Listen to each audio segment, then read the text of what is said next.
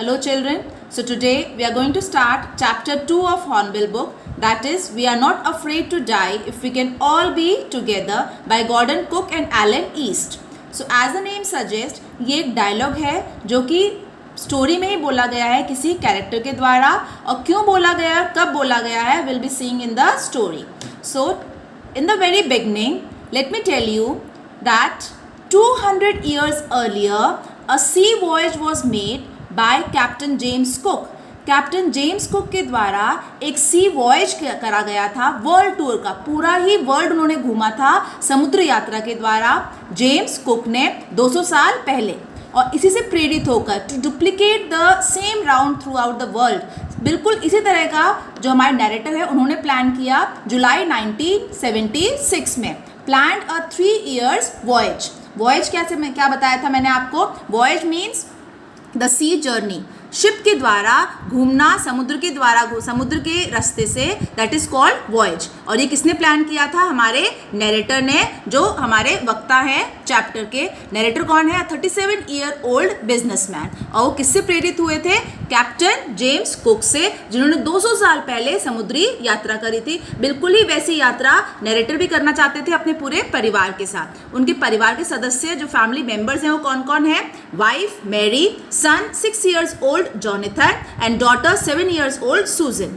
और उनकी यात्रा शुरू होनी थी प्लाईमाउथ इंग्लैंड से. सो प्लाईमाउथ इंग्लैंड से शुरू होकर 3 साल तक वह पूरा वर्ल्ड घूमने वाले थे, और इसके लिए उन्होंने बहुत सारी तैयारियां की थी. लगातार 10 to 16 years तक जो राइटर हैं, जो नैरेटर हैं, वो बहुत ज़्यादा तैयारियां कर रहे थे. उन्होंने एक बोट भी बनाई थी. तो सबसे मेन तो यही था कि बोट चाहिए थी उनको वॉयज कंप्लीट करने के लिए. उन्होंने अपनी बोट का नाम रखा था वेव वॉकर, और वेव वॉकर 3 मीटर लंबी थी और उसका वेट था 30 टन. तो this is very important about wave walker. और उनमें बहुत ज़्यादा टेस्टिंग करी थी बहुत रफ कंडीशंस में, क्योंकि उनके रास्ते में काफ़ी सारे सीज आने वाले थे, बहुत सारे सी रूट आने वाले थे जहाँ पे वेदर कंडीशन बहुत ही ख़राब होने वाली थी. तो वेव वॉकर को हर तरीके से जो भी सी स्टॉर्म है या कोई भी ट्रेजेडी के लिए बहुत अच्छा तैयार किया गया था.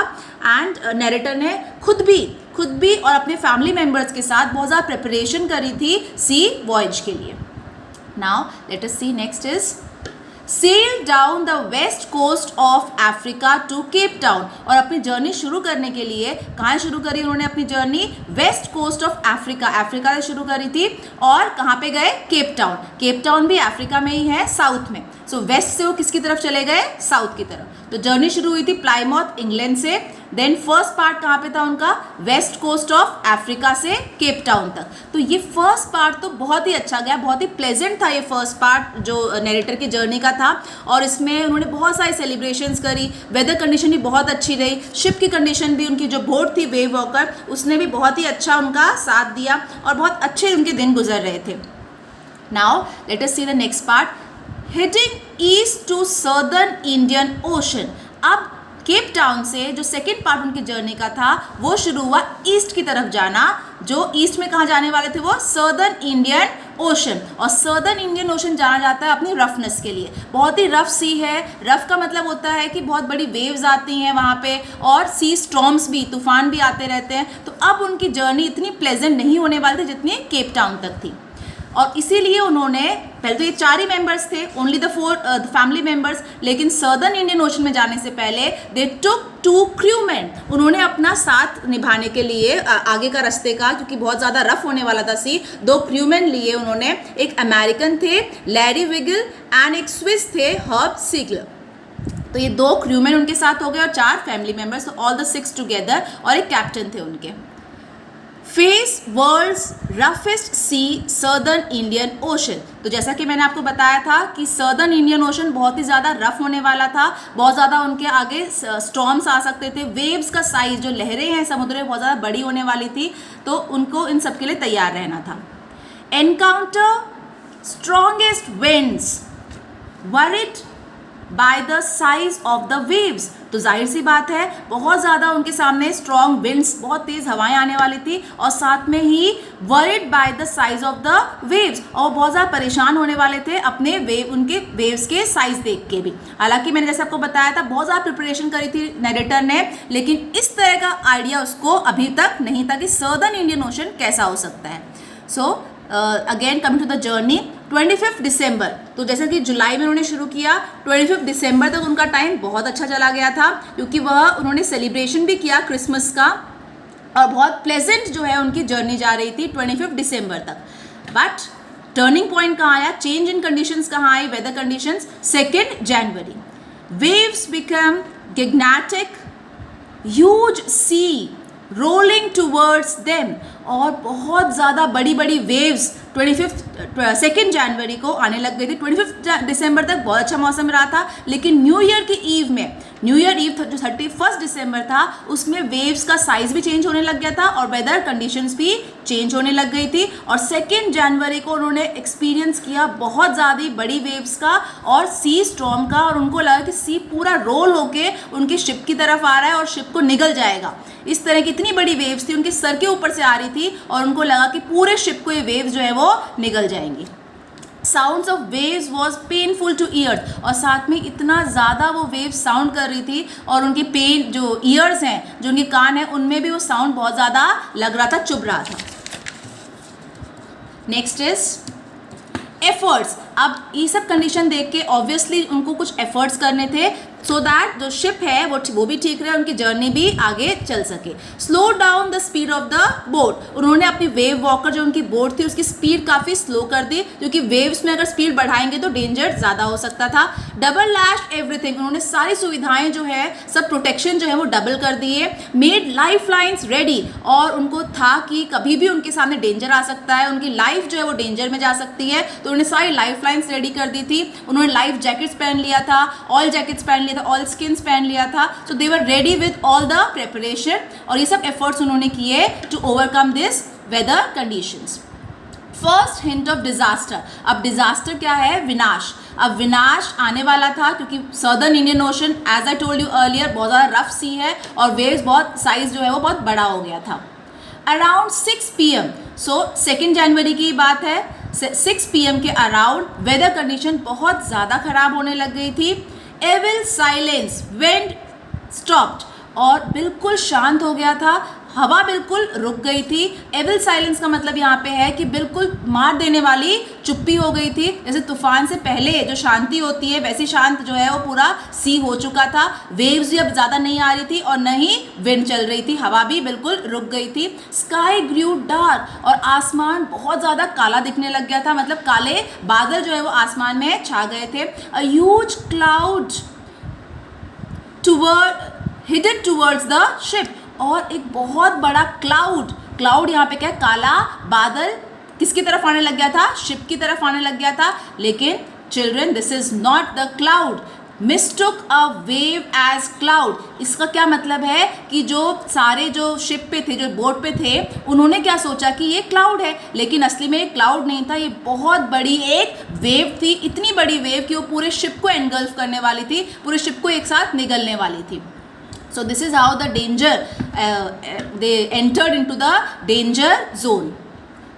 The next is frightful, devastating wave, और इतनी डरा देने वाली और सब कुछ विनाश करने देने वाली एक बड़ी सी वेव आई, एक्सप्लोजन इन शिप, और इतनी बड़ी वेव थी कि बहुत बड़ा धमाका हो गया शिप पे, और उस धमाके के साथ पूरा शिप जो है वो टूटने लग गया। वाटर एवरीवेयर, शिप में पूरी जगह कहाँ भर गया, हमारी बोट में पूरा पानी भर गया। एक्सेप्टेड द डेथ, और इतनी ज़्यादा कंडीशन ख़राब देख के जो भी बोट पे थे उन सब ने क्या सोचा कि अब हमारा अंत जो है वो नज़दीक आ गया है। They all accepted the death, उनको लगा कि अब हमें मरने से कोई बचा ही नहीं सकता।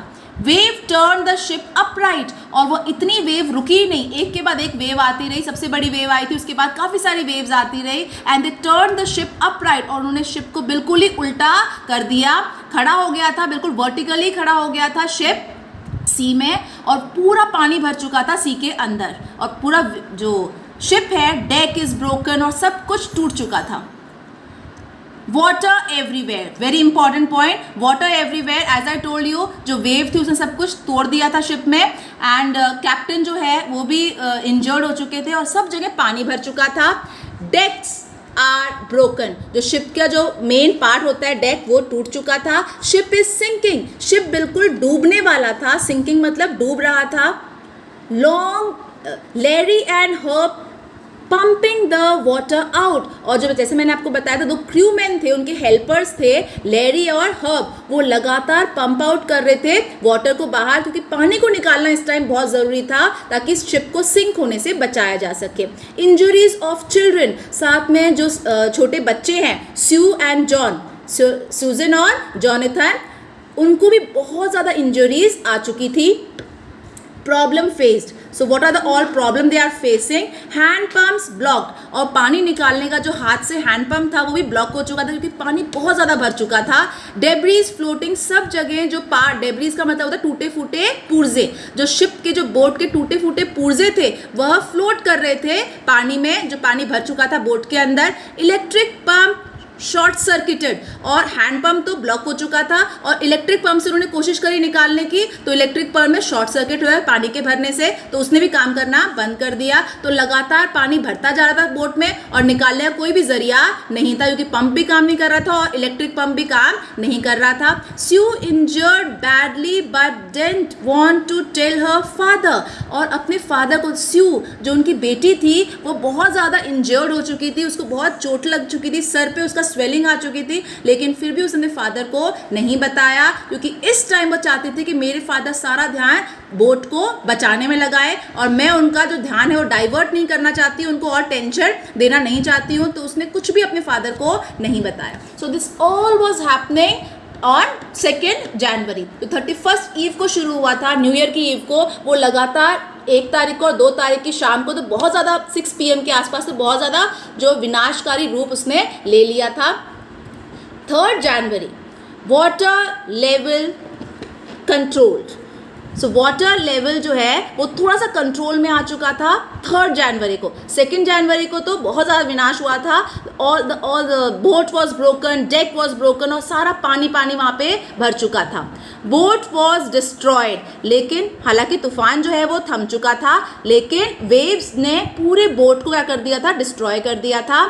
लॉस देयर मेन कंपास, जो उनका मेन कंपास, अब कंपास की ज़रूरत क्यों पड़ती है हमें डायरेक्शन देखने के लिए, तो कंपास उनका खराब हो चुका था। They lost that.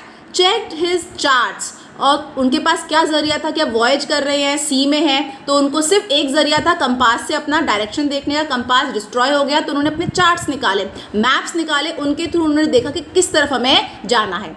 Unable to reach Australia, अब देखो क्या था यहाँ पे उनको था कि हम कहाँ जा सकते हैं, इतना सब कुछ हमारा तहस नहस हो चुका है तो हम कहाँ जा सकते हैं। उनके पास चार्ट्स देखे, उनको 2 आइडिया लगे कि या तो हम ऑस्ट्रेलिया जा सकते हैं या हम एम्स्टर्डम जा सकते हैं। ऑस्ट्रेलिया तक पहुँचने के लिए, क्योंकि उनका जो बोट थी वो काफ़ी ख़राब हो चुकी थी, सिर्फ 15 आवर्स की जर्नी उसको था कि वो कर सकती है बिना सिंक किए, और उसके बाद अगर और उन्होंने चलाया उसको तो वो सिंक कर जाएगी क्योंकि पानी उसमें बहुत ज़्यादा भर चुका था, तो ऑस्ट्रेलिया पहुँचना तो पॉसिबल था ही नहीं। सो एक होप उनका था, only one ray of the hope was Amsterdam, कि वो किसी भी तरह एम्स्टर्डम जो एक नाम का टापू था, आइलैंड था, वहाँ कैसे भी करके वो पहुँच जाए। So this is what they were thinking on 3 जनवरी। उनकी ये प्लानिंग थी कि कैसे भी करके हमें एम्स्टर्डम पहुँचना है। So now next is